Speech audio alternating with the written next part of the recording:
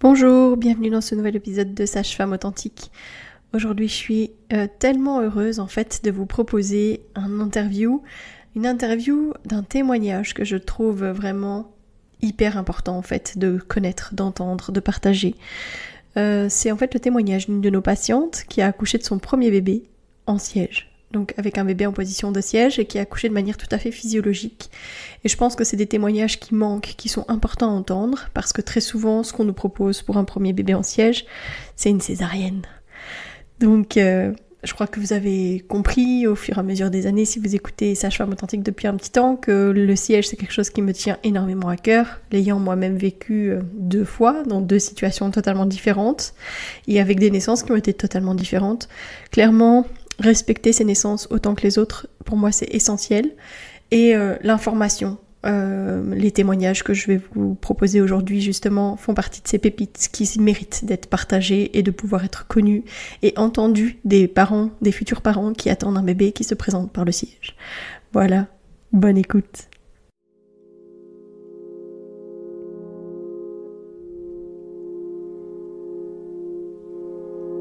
Bienvenue sur Sage-Femme Authentique, le podcast qui ouvre les portes de la connaissance et de l'empowerment en matière de naissance. Ensemble, nous allons explorer les vérités de l'enfantement, briser les mythes et les peurs sociétales et célébrer la physiologie innée des femmes et des bébés dans leur voyage vers la naissance.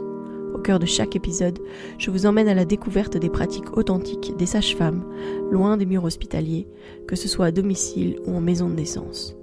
Je suis Mélissa Chambard, sage-femme et maman de 5 enfants, et ici je vous partage mon expérience, mes conseils pratiques, mes découvertes, ainsi que des histoires inspirantes de parents, de sages-femmes et de professionnels de la périnatalité. Ceci pour que vous soyez pleinement acteur de la naissance de votre bébé, peu importe le lieu où vous avez choisi de l'accueillir, dans l'authenticité, la bienveillance, la force et la puissance. Allez, vas-y.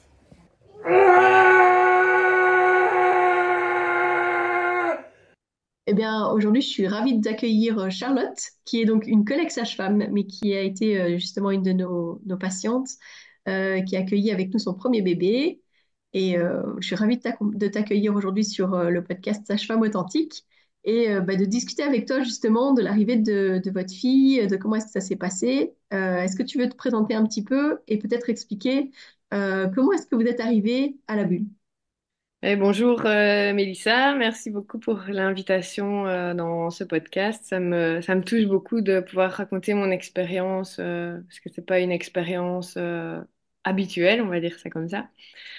Donc moi je suis Charlotte, j'ai 36 ans, je suis sage-femme depuis 9 ans. J'ai fait de tout, beaucoup d'extra-hospitalier et là maintenant je suis de nouveau en intra-hospitalier et j'ai une activité indépendante. Mais je suis vraiment attirée depuis un moment par tout ce qui est l'accompagnement physiologique de la grossesse et de l'accouchement. Et c'est comme ça que ça m'a semblé être une évidence d'aller vers des sages-femmes qui pratiquaient du coup l'accouchement vraiment physio et qui pouvaient m'accompagner. Au départ, je ne savais pas trop si c'était à la maison ou en tout cas en maison de naissance et vraiment de manière le plus naturelle possible et dans la douceur, la bienveillance. Et voilà, j'avais vraiment ce besoin-là. C'est comme ça que je me suis retrouvée à la bulle. Ok. Et ça va, t'as pas eu besoin de convaincre ta femme de venir avec toi ou comment ça s'est passé? Oui, donc moi, je suis avec Marie et en fait, je pense que je, je parle tellement de la grossesse physiologique, enfin l'accouchement physiologique, je parle tellement de tout ça que finalement, pour elle, je crois que, ben non, en fait, on s'est même pas posé la question, je l'ai C'était logique. convaincue. Oui, c'était logique. Elle n'a pas, enfin non, c'était naturel, c'était normal. Et moi, en fait, j'ai l'impression que je lui ai même pas demandé vraiment son avis, mais que ça s'est fait tout seul, quoi. Et elle a été très contente de faire le suivi chez vous. Je crois que c'est encore plus. J'ai l'impression que c'est plus facile pour les conjoints euh, d'aller dans ce genre de suivi parce que justement, je trouve qu'elle était très intégrée dans l'accompagnement. Et en tout cas, elle m'a toujours dit qu'elle était ravie de ce choix. Donc, C'est vrai que quand on parle allez, d'accompagnement global, de suivi global comme ce qu'on fait, on dit souvent c'est avant, pendant, après, mais le global, c'est aussi la famille avant ça. C'est bah, ici c'était votre premier bébé, donc c'était vous deux. Mais quand il y a aussi des grands frères, des grandes sœurs, bah, en fait c'est aussi de les inclure là-dedans et puis bah, d'accompagner toute cette allez, toute cette petite unité qui est une famille dans son entièreté en fait, dans le fait qu'il va y avoir un nouveau bébé qui va arriver. Et bah, ça peut arriver, nous, qu'on est aussi les grands frères, les grandes sœurs, parce que bah, il y a parfois besoin aussi que soit présent au moment où on va écouter le cœur du bébé, et tout ça, parce que ça devient beaucoup plus concret pour eux. Donc, c'est vrai qu'on aime bien faire ça, faire de l'accompagnement global en englobant tout le monde, même les compagnons, les compagnes, les enfants, tout le monde. Et comment s'est passée, génial. du coup, ta grossesse? Bah, grossesse vraiment géniale. Tout était vraiment serein. C'était chouette. Au plus les mois avançaient, au plus je voyais mon accouchement à domicile, au plus j'étais vraiment j'étais bien, j'étais heureuse. Bon, après, je vais pas mentir, le début de la grossesse, là, j'étais quand même pas en grande forme, et parfois au niveau émotionnel, voilà, la grossesse euh, Ça vient chambouler nous beaucoup de pousse choses. parfois. Oui, voilà, c'est ça. C'est vraiment, parfois, c'est quelques chamboulements, mais je veux dire, au niveau médical, j'ai vraiment eu une grossesse super et c'était vraiment très gai pour moi d'être enceinte et de vivre enfin l'expérience de l'intérieur, quoi. Ouais, c'est vrai qu'en tant que sage-femme, Ah oui, c'est tout autre chose. ça chamboule, enfin, ça a après changé encore plus ma vision de la sage-famerie à jamais, quoi. Ouais, il y a un avant, un après, ça c'est sûr. Oui, vraiment. Non, c'était très gai, j'ai adoré cette expérience. Et donc, fin de grossesse, ta petite louloute, elle se tourne pas. Elle reste en siège. Qu'est-ce que tu as essayé de mettre en place? Parce que je sais que tu as essayé beaucoup de choses. Et puis que tu Ouais. avais beaucoup allez, de, allez, même de croyances en tant que sage-femme sur pourquoi est-ce que les bébés se mettaient en siège et que du coup, tu as dû énormément travailler là-dessus aussi. Oui, parce que je me souviens quand j'accompagnais des femmes qui avaient un bébé qui se retournait pas, oui, j'avais des croyances, je me suis dit, bah oui, quel est son blocage, des choses comme ça. Et donc, j'arrêtais pas de chercher, mais c'est quoi mon blocage? Pourquoi est-ce que ma fille est en siège? Et bah, c'est vrai que j'étais finalement fort centrée sur moi-même, quoi. C'est là, en fait, que je me suis vraiment rendu compte que ben, je portais un individu à part entière, que c'était pas juste un prolongement de moi-même, c'était vraiment ben, une personne qui peut-être avait ses raisons d'être elle ben, dans cette position. Mais bon, j'ai quand même pas laissé ça comme ça. J'ai essayé de faire plein de choses.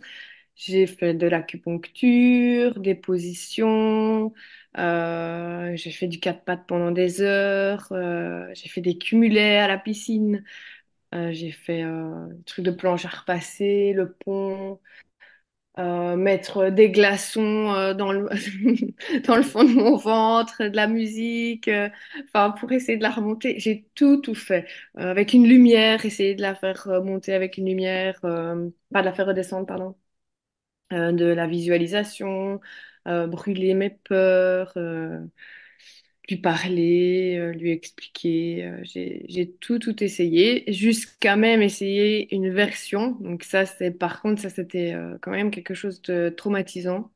C'était à refaire, je le referai pas.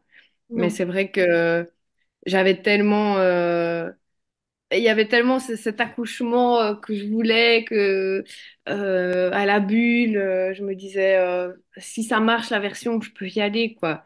Et donc c'est vrai que ben ça a été plus fort que tout, donc j'ai tenté, mais franchement la version ça je le referai pas. Ça c'est le truc je crois que c'est le truc le plus dur de ma grossesse, c'était la version. La version. Et à Ça un faisait partie du moment protocole peut-être finalement de ce qu'ils te demandaient, non? Dans la clinique. oui, Ouais. parce que c'est vrai que tous les gynécos disaient, bon, il y a quand même plus de risques de césarienne si vous allez vers la voie basse, ben, il y a quand même plus de risques, donc on conseille quand même de faire la version. Donc ça, c'est vrai qu'ils poussaient tous vers la version. Ça, il y avait vraiment... Parce que je dis tous parce que je suis allée voir j'étais voir plusieurs avis. Mhm. Comme c'était un premier bébé et que ben, il y a peu de gens qui veulent bien pratiquer l'accouchement en siège. Donc, bah, du coup, là, j'ai su que l'accouchement à la bulle ne serait pas possible. Ça, je le savais pertinemment bien, même en tant que sage-femme.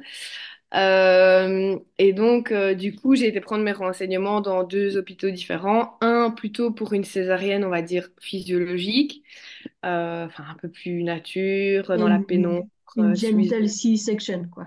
Ouais, voilà. Et enfin plutôt pour bah, du coup un accouchement, d'essayer la voix basse en siège. Et franchement, là, je me suis vraiment connectée à toutes ces femmes que j'avais accompagnées dans le passé parce que je me suis sentie tellement petite. En fait, à un rien, j'aurais choisi la césarienne. Franchement, parce que là, par contre, Marie, elle était pas trop sûre de Oui, m'accompagner je me vers une voix souviens. basse. Et finalement, je me rends compte que ça dépend vraiment qui on va rencontrer sur son chemin. Et je me souviens quand je t'ai vue, je t'ai dit, ben, je sais pas ce que je vais faire. Et tu m'as dit, mais ah bon, tu vas même, mais tu vas pas essayer la voix basse? Enfin, ouais, tu vas aller faire une césarienne? Enfin, je sais pas, ça t'a semblé tellement étonnant en fait. Et du coup, ton étonnement, je me suis dit, mais oui, mais qu'est-ce que je raconte? Ben non, je vais essayer. Quitte à avoir une césarienne, autant essayer quand même. Oui, c'était un peu ça. Enfin, je sais pas, mais c'est vrai que ça m'a... J'ai failli faire une césarienne à un moment donné. Je me suis dit, bah oui, au final, je vais peut-être faire une césarienne.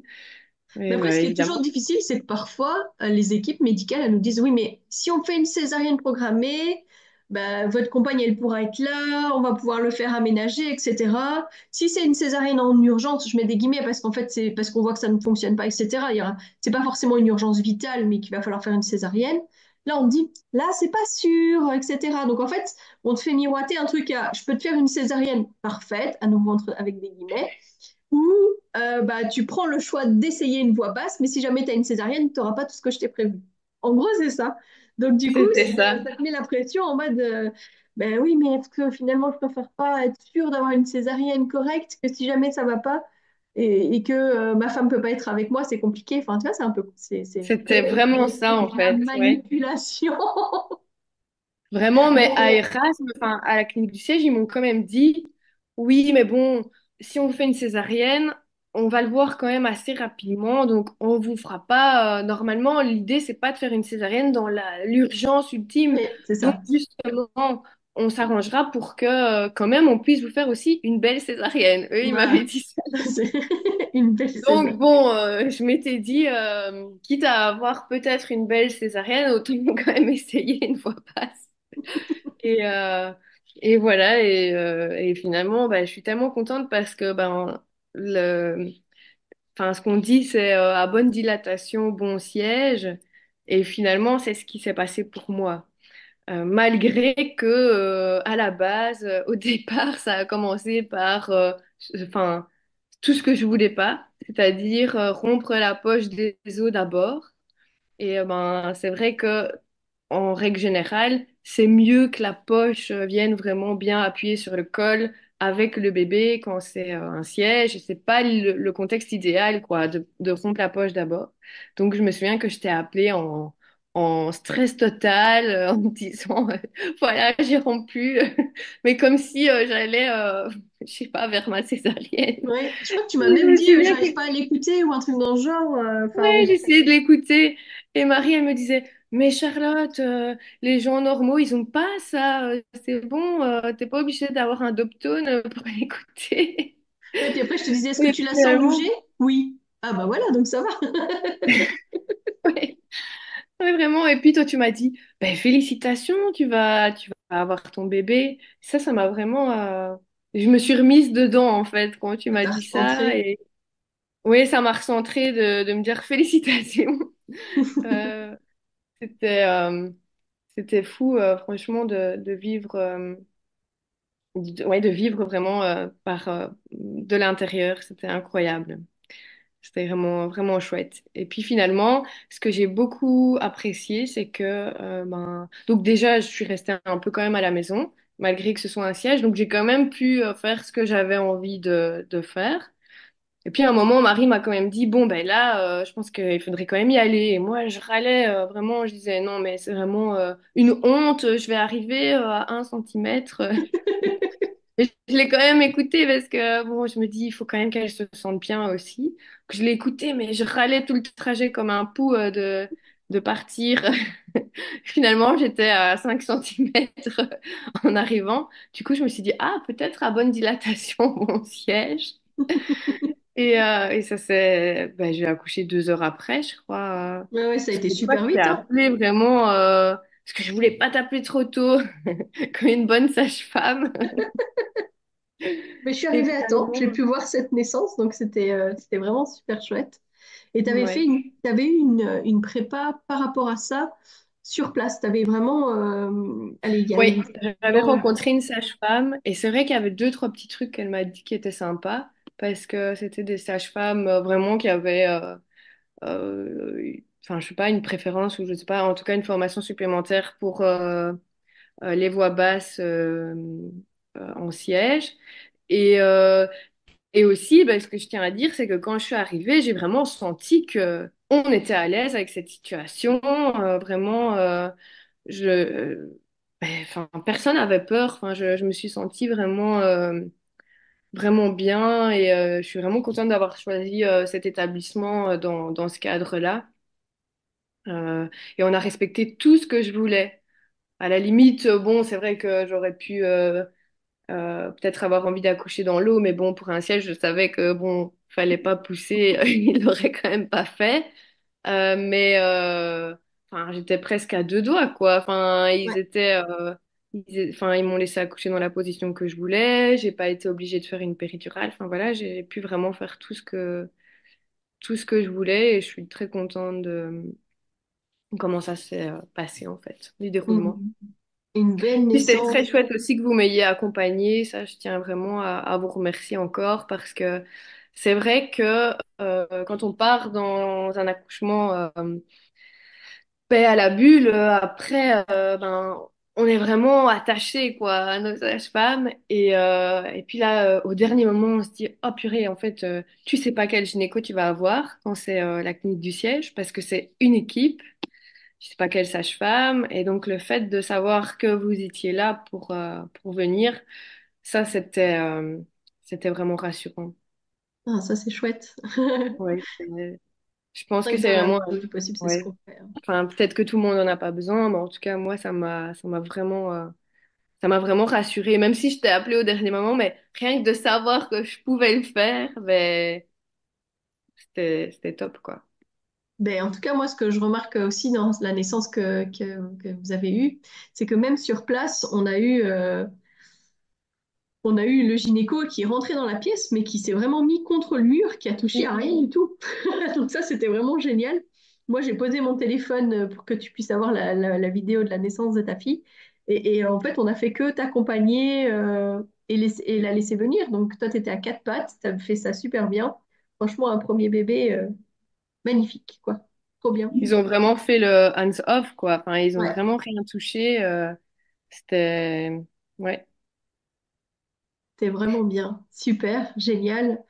Et ouais, à refaire, du coup, tu referais ça, quoi. Si jamais tu Ah avais te oui, retrouver dans oui. la même situation, tu referais ça. Oui, à refaire, oui. Mais j'espère que si c'était à refaire, je pourrais accoucher à la bulle. Ouais, pas deux bébés en siège quand même, ce serait dommage. Mais bon, non, en fait, si c'était à refaire, je chercherais plus forcément à la retourner, en fait, enfin, ou à le retourner.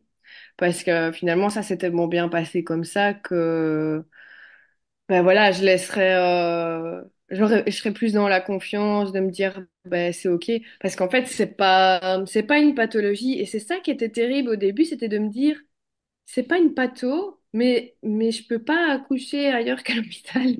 Ouais, c'est ça. C'est en dehors des guidelines de l'accouchement extra-hospitalier. C'est C'est ça. un siège inopiné. Bon, bah voilà, s'il faut accueillir, il faut accueillir. Mais par contre, c'est vrai qu'un siège où on sait que c'est en siège, ça, clairement, on peut pas. Et finalement, on a découvert quelque chose chez ta fille a posteriori qui disait que c'était peut-être ça qui faisait qu'elle était en siège. Ouais, elle avait un torticolis congénital. Et donc, ben oui, c'est probablement ça qui a fait qu'elle se s'est pas retournée, quoi. Donc, c'était pas grave, mais ça a duré quand même quelques mois de kiné. Et maintenant, c'est derrière nous, mais c'est vrai que c'était quand même c'était un gros torticolis, quoi, qu'elle avait. Ouais, Mais c'est vrai que je l'ai vu quand ils ont essayé de la retourner aussi, que elle était vraiment très racrapotée comme ça sur elle-même. Et je trouvais quand même ça bizarre. Même l'ostéo me le disait. Elle est forte sur elle-même. Enfin, on sentait qu'au niveau de la position, c'était particulier parce qu'elle avait de la place pour se retourner.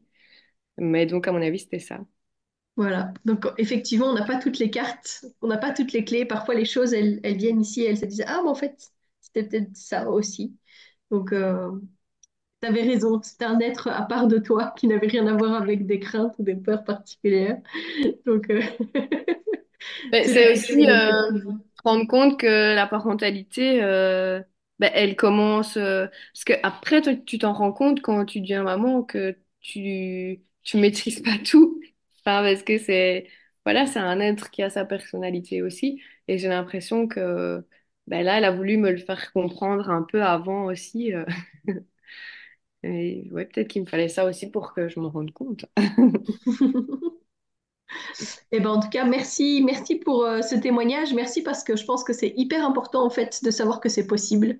Parce que j'ai eu quelques demandes comme ça de gens qui disaient ah, un siège pour un premier, est-ce que c'est possible? Je dis évidemment que c'est possible, il n'y a pas de problème.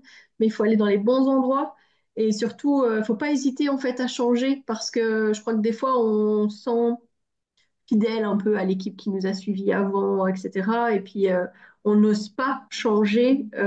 Moi, personnellement, pour ma fille qui est née en siège, j'ai changé tous mes plans aussi quelques semaines avant sa naissance parce que je sentais que l'hôpital où j'étais suivie initialement, même si mon choix c'était un accouchement à domicile, bah, j'avais une gynéco qui travaillait dans un hôpital particulier. Mais je sentais bien que si j'allais aller là-bas, c'était pas dans la confiance finalement. Enfin, moi je disais, j'ai l'impression que c'est comme la brebis au milieu d'un troupeau de loups, quoi. On allait me sauter dessus à n'importe quel moment. Et finalement, on a changé nos plans. On a été dans un hôpital qui était beaucoup plus loin. À l'époque, il n'y avait pas la clinique du siège. On était à 1 heure de route de chez nous. Mais je regrette pas, effectivement, comme toi, d'avoir fait le choix d'aller vers des équipes qui étaient OK avec la voix basse, qui se sentaient pas dépassées par la situation. Et ça, je pense que c'est vraiment important de pas juste se dire, oui, mon gynéco dit qu'il est OK, mais en fait, il n'est pas vraiment se former au siège et donc il pourrait vite paniquer. Et peut-être aller justement vers des équipes qui sont beaucoup plus au clair avec ce que c'est que le siège voix basse.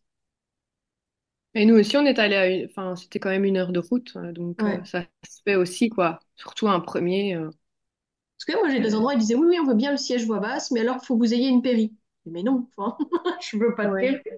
Je veux pouvoir aider mon bébé jusqu'au bout. Enfin, voilà, donc, ah oui, mais au cas où on devrait faire des manœuvres, des machins, il faudrait que vous soyez sous péri. Je dis, mais alors, j'en vois pas de vous. Enfin, ça n'avait Ouais, pas. en France, ils disent ça aussi beaucoup, j'ai l'impression que c'est sous péri.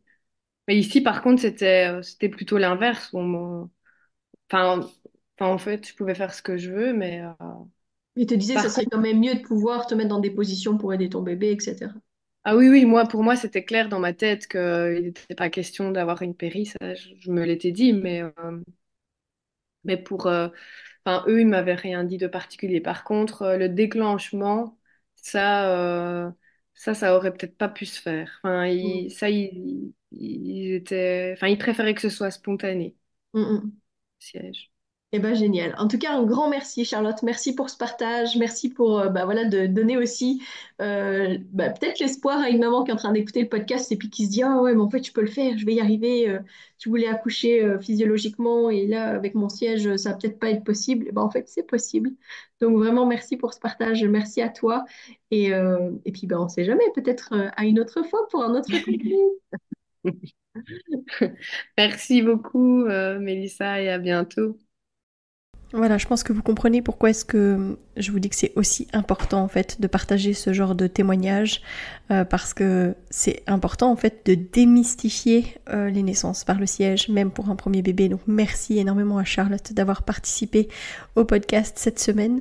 Si jamais vous avez envie de témoigner, que vous avez envie justement de porter la voix, de partager votre expérience, quelle qu'a été votre histoire, mais parce que vous pensez justement que ça peut aider, mon micro vous est ouvert, donc n'hésitez pas à venir prendre contact avec moi par message privé ou par mail, et je serai ravie justement de pouvoir vous contacter, qu'on puisse échanger, qu'on puisse partager peut-être des choses qui sont essentielles à savoir, à connaître, ou simplement aussi de partager son histoire, parce que ça aide toujours à un moment donné quelqu'un qui écoute. N'hésitez pas non plus à partager, vous êtes toujours les meilleurs ambassadeurs de Sage-Femme Authentique, donc merci encore à vous pour tous ceux qui le font, ça m'aide énormément. Je vous donne rendez-vous mercredi pour l'épisode de Questionner la sage-femme.